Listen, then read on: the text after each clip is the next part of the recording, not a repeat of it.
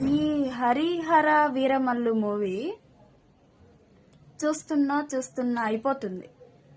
Ending time వచ్చింది, సరే ఇంక అయిపోద్ది కదా అనే టైంలో సెకండ్ హాఫ్ అని పెట్టారండి. షాక్. అసలు ఏం ట్విస్ట్ ఉంది, మళ్ళీ ఎందుకు సెకండ్ హాఫ్ పెట్టారు నాకైతే ఏం అర్థం కాలే. ఆ ఎడిటింగ్ ఏంటి, ఆ గాల్లో తిరుగుతూ విలన్ ఆపోజిట్, హీరో ఆపోజిట్, ఆ గాల్లో స్ట్రైట్ గా ఉండి ఏం ఎడిటింగ్. అసలు గుర్రాల మీద వెళ్తుంటే అరే అది ఈజీగా అర్థమవుతుంది అది గ్రాఫిక్స్ అని. ఏం పెట్టారో అసలు ఆ సినిమా. వాహ్, అంత పెద్ద హీరోని ఇలాంటి సినిమాలో ఎందుకు పెట్టారో అబ్బో. ఆ గ్రాఫిక్స్, ఆ పులిని చూసి మాట్లాడి, తోడేళ్ళను చూసి మాట్లాడి గ్రాఫిక్స్